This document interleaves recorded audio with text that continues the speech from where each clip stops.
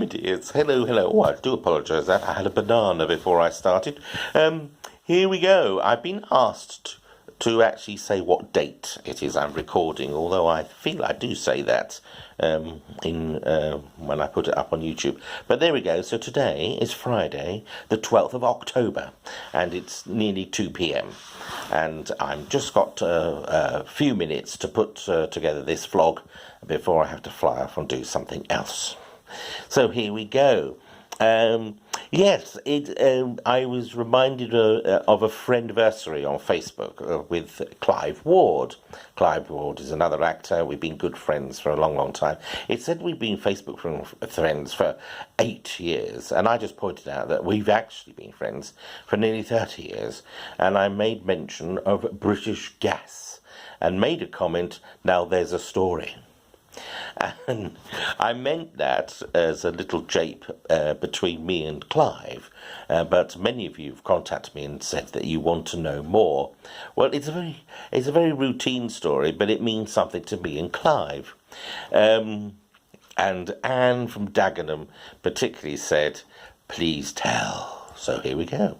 In January 1990, I met Clive for the first time doing a photographic job for British Gas. It was mainly for the newspapers and magazines, but they also had posters on the side of buses and on billboards all over the place. And that's the first time we met. And we got on like a house on fire. And then since then, we've worked together several times, and we've become very, very good friends. And we both shared some good times and bad.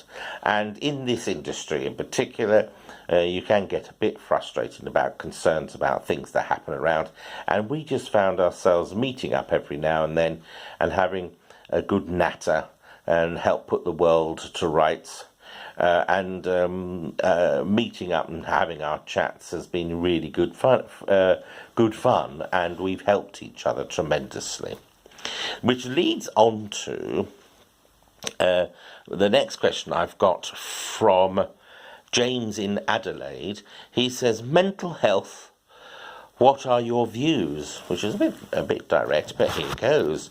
Yes, mental health is a big issue. It's a big issue for men as well as women. And traditionally, I know in storylines and things, it's always the woman who's got some sort of mental disorder, but in society a lot of men do as well.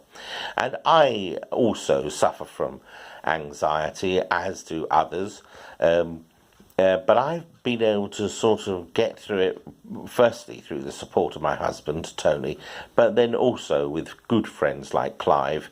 We just get together, have a good moan, or double check on things, because a lot of anxiety is that you feel you're doing something wrong. But then if you find somebody else is having the same experience as you, it does actually make a lot of difference, because there is the danger of falling into the trap when something goes wrong. Oh, it must be me. What am I doing wrong? Whereas you actually find there's a lot of bastards out there who like to take advantage of people, and it's they who's the problem and not you. So meeting up with a good friend to have a natter always helps. The National Health Service in the UK does the best they can with the resources they have. But I would also say to that, popping pills isn't always the answer. So we need to find other ways of doing things, but there needs to be support.